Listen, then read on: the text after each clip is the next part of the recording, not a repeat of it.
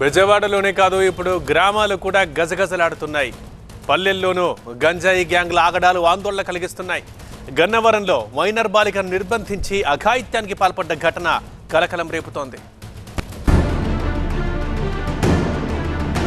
కృష్ణా జిల్లా గన్నవరం మండలంలో మైనర్ బాలికపై గ్యాంగ్ రేప్ ఘటన సంచలనం రేపింది. జీకొండూరులోని స్నేహితురాలు ఇంటికి వెళ్లిన మైనర్ బాలికను కిడ్నాప్ చేసిన నిందితులు వీరపనేని గూడెం శివారులో 4 రోజులు నిర్బంధించారు.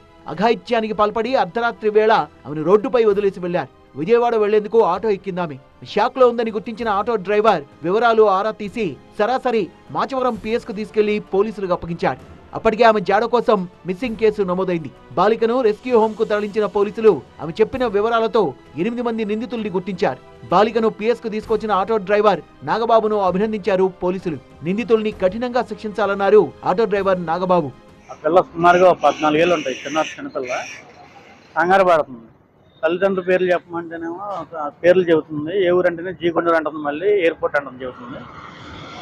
నేను మాచవరం దగ్గరలో ఉన్న మాచవరం పోలీస్ స్టేషన్లో తీసుకెళ్ళి పోలీసు వారిని సంప్రదించి ఆ పిల్లని అక్కడ అప్పగించడం జరిగింది. ఆ అమ్మాయి దొరికింది అప్పచెప్పాం అనుకున్నాం, కానీ ఆ అమ్మాయి కిడ్నాప్ గురైంది, ఇట్లా గ్యాంగ్ రేప్ జరిగిందని తెలియడంలో చాలా బాధ కలిగింది. ఈ కుర్రాలని ఎవరైతే ఉన్నారో ఈ కుర్రాలని తక్షణమే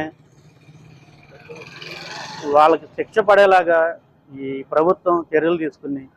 గంజాయి వల్లే ఇలాంటి నేరాలు జరుగుతున్నాయంటున్నారు కాంగ్రెస్ నేత సుంకరి పద్మ.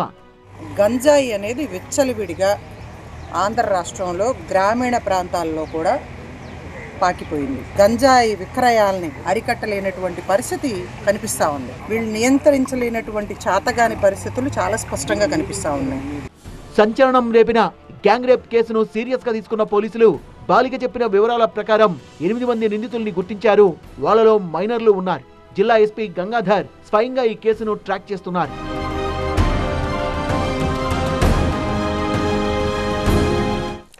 రిపోర్టర్ వసంత్తో మాట్లాడదాం. వసంత్, 8 మందిని పోలీసులు అదుపులోకి తీసుకున్నారా? అంటే అమ్మాయి ఆరోగ్యం ఎలా ఉంది? అసలు ఈ ఘోరం ఎలా జరిగింది? సో ప్రస్తుతం బాలికైతే మాట్లాడలేనటువంటి పరిస్థితిలో ఉంది. ప్రస్తుతం పోలీసులు ఆమెను విచారించి ప్రస్తుతం హాస్పిటల్లో తరలించిన తర్వాత అన్ని వివరాలను కూడా రాబట్టే పనిలో ఇప్పటికే 8 మంది నిందితులను పోలీసులు ఇప్పటికే అదుపులోకి తీసుకుని విచారిస్తున్నారు. ప్రభుత్వం కూడా ఈ ఘటనపైన చాలా సీరియస్ అయింది. ఐజీ స్థాయి అధికారితో పాటుగా కృష్ణా జిల్లా ఎస్పీ స్వయంగా ఈ కేసును పర్యవేక్షిస్తూ ఉన్నారు.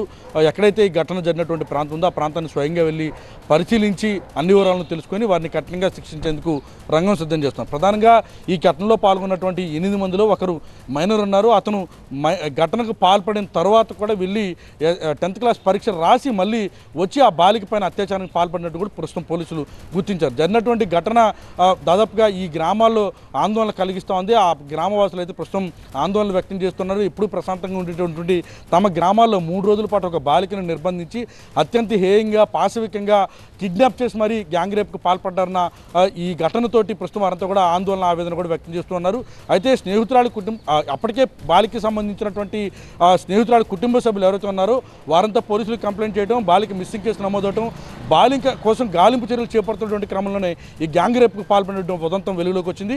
అయితే ఆటో డ్రైవర్ ఉదారతను చాటుకోవడం, అలాగే వెంటనే పోలీసులు సమాచారం ఇవ్వడంతోనే ప్రస్తుతం ఈ ఘటన అంతా కూడా వెలుగులోకి వచ్చినట్టు కూడా పోలీసులు చెప్తున్నారు. ప్రస్తుతం పోలీసులు అయితే ఈ ఘటనలో పాల్గొన్నటువంటి వారికి నేర చరిత్ర ఏమైనా ఉందా, ఈ గంజాయి ముఠాలే ఈ ఘటనలో పాల్పడ్డారన్న ఆరోపణలు ప్రధానంగా వినిపిస్తున్నటువంటి నేపథ్యంలో స్వయంగా ఈ కేసును ఐజీ స్థాయి అధికారితో పాటుగా కృష్ణా జిల్లా ఎస్పీ పర్యవేక్షిస్తూ ఉన్నారు.